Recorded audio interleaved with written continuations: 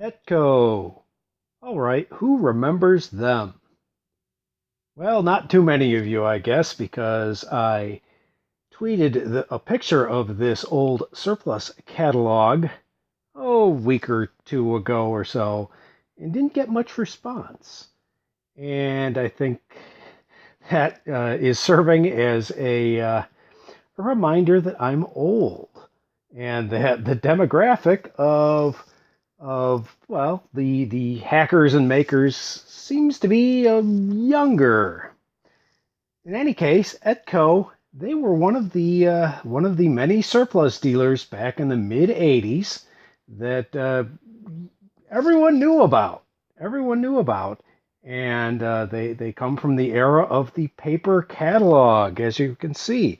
Well, I came across this paper catalog sometime during my big clean out here, and yes, I do kind of collect these old surplus catalogs from. Well, I can try and get them as early as I can, but almost any surplus catalog from the 30s, and yes, there were surplus dealers around in the 30s, all the way to the 90s and beyond. Not too many people do paper catalogs.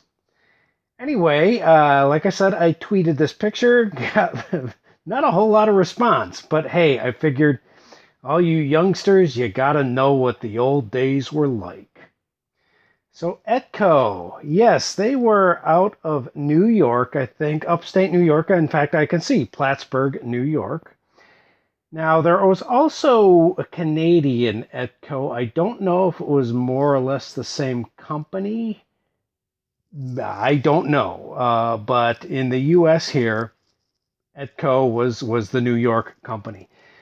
Um, let's see. This catalog, I think, is from '83 edition R, summer of 1983.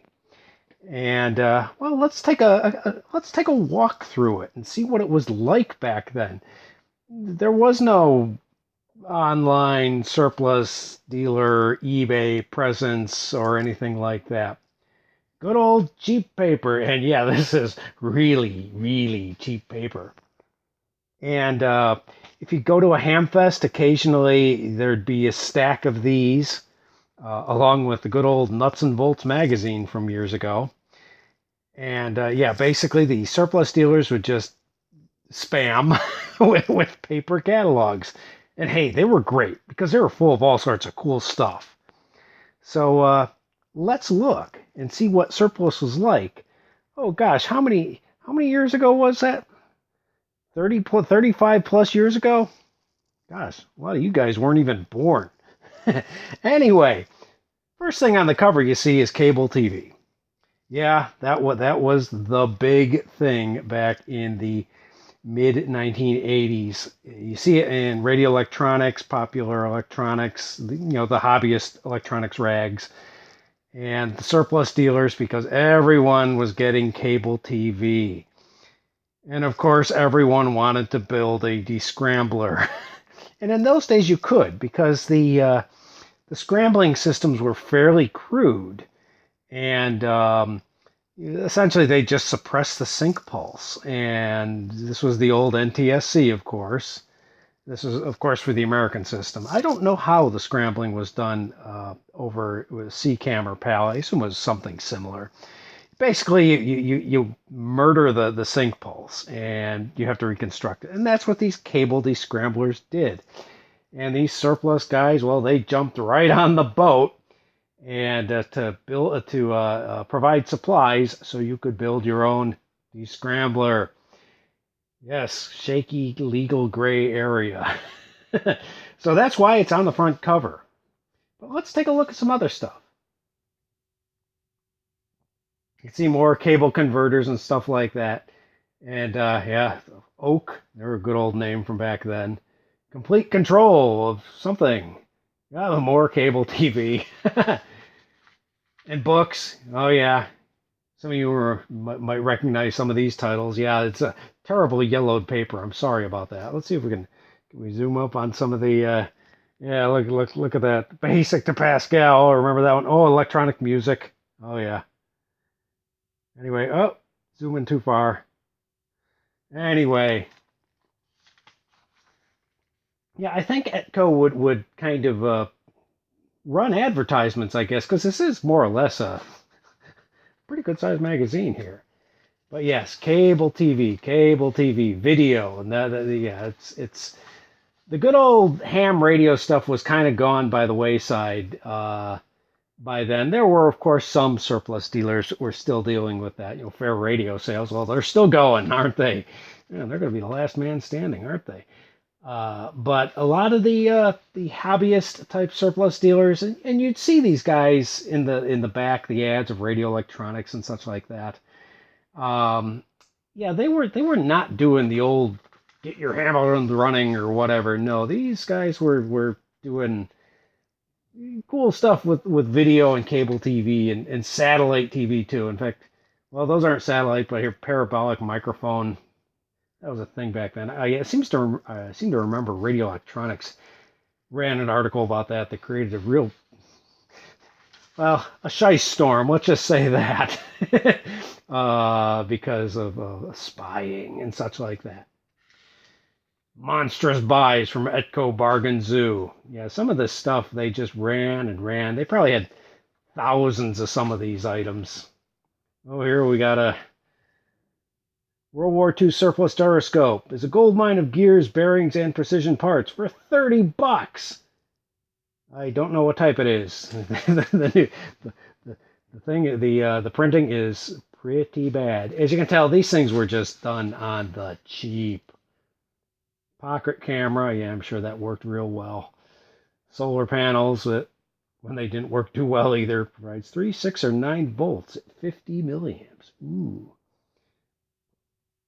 Oh, let's see, what else do we have here?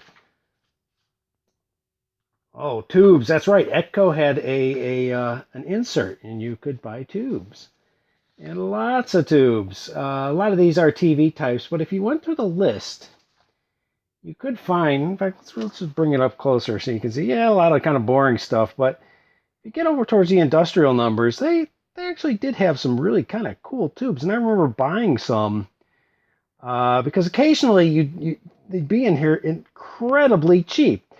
Other times they'd be kind of market price. It was just kind of strange. Well, that's kind of how the surplus business is, sort of. Yeah, we got some miscellaneous here. Hey, you got to use every square inch of the newsprint here because printing's expensive. I have books, keyboards. Oh boy, keyboards. Z80 based microcomputer kit. Let's take a look there. Yeah. Yeah, ETCO, they also sold kits, actually as stock things. So they weren't pure surplus. But then again, a lot of these guys would do that. They would act as a dealer, basically, for some of the small kit builders or kit suppliers, I guess they are. Oh, see here, more cable TV. Closed circuit video, that was another thing that was pretty big. And CB, yes, you have to realize this was sort of the end of the CB era. And here you got some guy here, a 40 channel CB board, high gain. Oh, that was one of the big names. And CB was starting to fall out of favor because CB really was kind of a 70s thing. Yes, I know it's still around. And in the 80s and the 90s, yes, it was still around as well. But the big boom of the 70s generated so much CB radio surplus. It was incredible. So you'd see this stuff in the catalogs in the mid 80s on the surplus market, and honestly, a lot of it was pretty useless. Yes, ETCO also did classified ads, and I think you could buy classified ads from them, just like a classified ad. But in other ways, I think it was just a way of them selling their own stuff. I think most of this stuff is actually theirs. But yeah, you can see 2-contact chassis plug pin for blade in cable plug used on many speakers. So, okay, not terribly descriptive.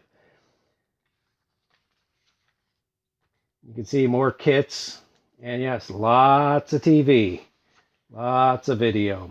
Oh, and alarm stuff as well. Oh, yes. You got the burglar here. You know, he's got the funny hat and the eye thing to cover his eyes. But one thing you will notice is there's not a huge amount of military surplus. That era was more or less gone. But here it's just parts. It's not terribly old parts for the era. You know, this a lot of the surplus was probably I don't know, late 70s. New mark. There we go. Got a hold of some audio stuff there. The Kojak emergency light.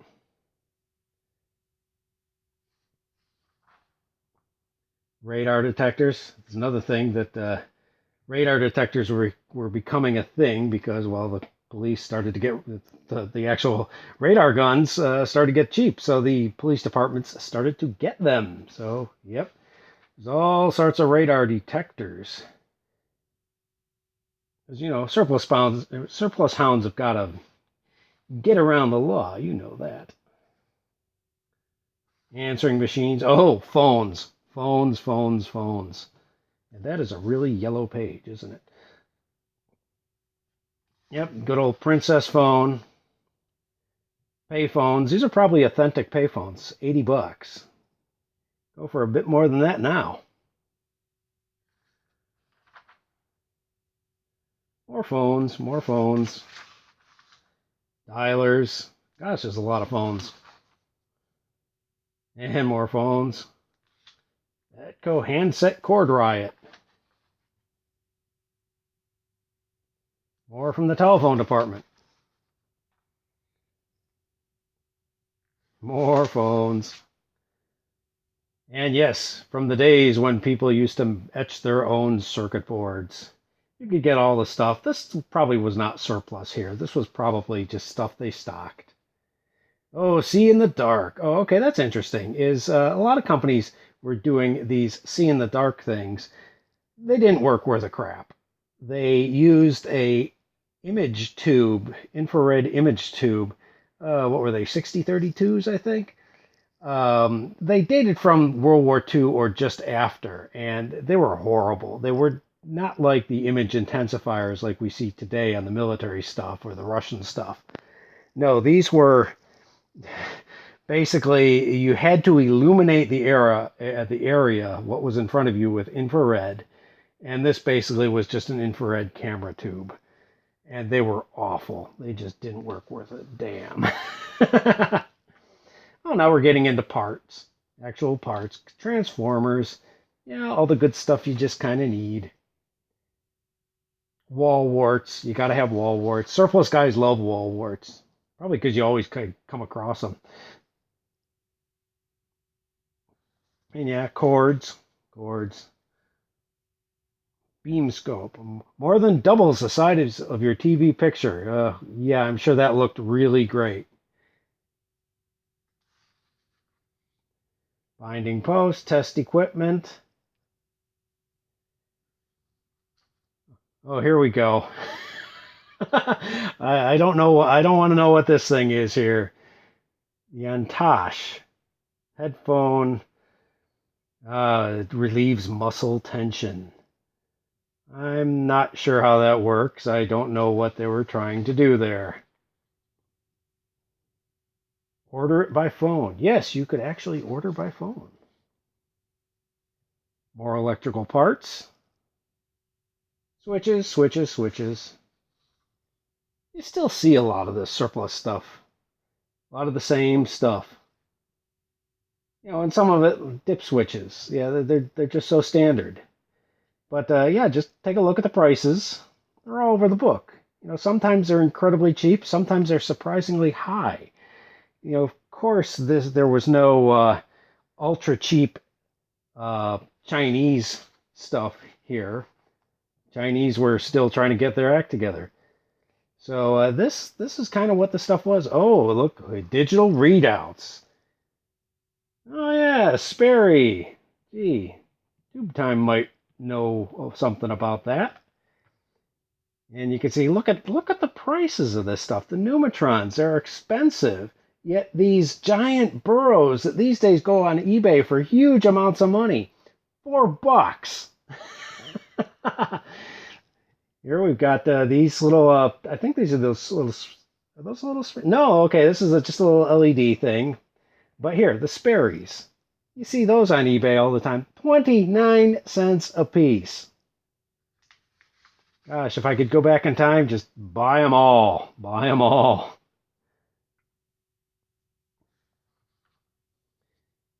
More pieces, parts, bulbs, lots of bulbs, and like I said, prices are all over the place. Got an old style LED with that tapered body. Connectors, yeah, not too much has changed there. You know, if you look at some of these connectors, they do, yeah, okay, these are not great pictures, but they do look like they're kind of cheap 70s stuff. There were some really awful connectors back then. Lots of pots. Yep. Capacitors, good old transistor radio capacitors, and a good old bread slicer, although that's a pretty small one there. But yeah, you don't want to have to buy one of these things new production these days. Let's get that back in the picture. It's sliding on me. You don't want to have to buy one of those new today. Boy, they're expensive. So yeah, $4 back then. That was a bit of money. Johnson though, good part.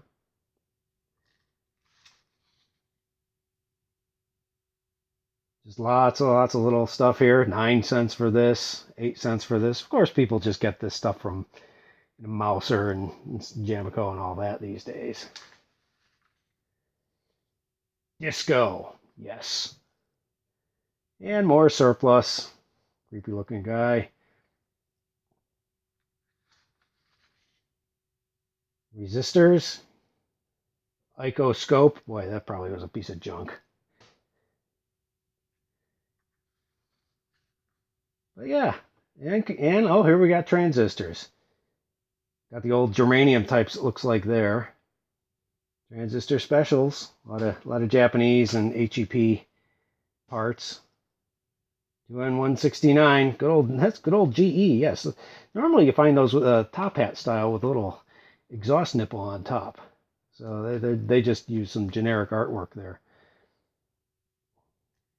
Decent transistor for the day. And getting to the last bits, the ICs. Good old 555 for $1 a piece, which honestly is not that great of a deal. This is interesting. CD 2150. This is an ECL. That's one that I am not familiar with from RCA. Might have to look that number up. And tubes, more tubes. So I guess this is just a different list. But yeah, you can see sometimes they were just blowing them out for 30 cents a piece. Oh, and these guys here.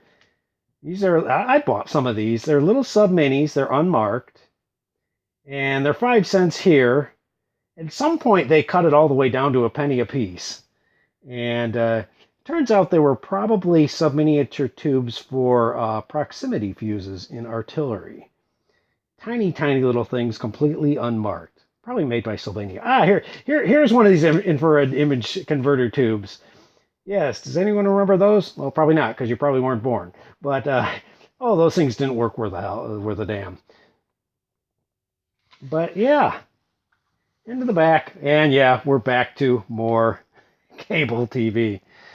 All right, well, I hope you guys like this little walkthrough. Kind of an experimental video. I don't know if it'll work or not, but I think I'll just release it and see what happens. Leave a like or dislike. Give me feedback in any case. But yeah, hope you like the video. Maybe share it around.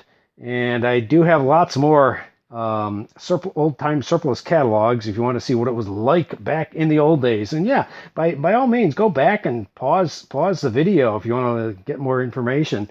Yeah, some of the print on this catalog is really awful, so it's kind of hard to read. But yeah, anyway, my name is Uniservo. You can follow me on Twitter, where I originally posted this catalog, and I am Uniservo there. That's where I announce things and often show pictures of weird things that I pop up and all that. I have also started doing Patreon. So if you like the videos, maybe become a patron of mine. I would really appreciate that. I'm still trying to get my act together in that regards. So I do have some patrons I do have to thank, and I need to come up with some official way of doing that. But yes, you can look up Uniservo for my Patreon account. Even $1 a month just saves or helps me a tremendous amount. All right, hope you liked the video. Leave me a like or whatever, or tell me how well this worked. Like I said, experimental videos, see how it works. All right, talk to you guys later. Bye now.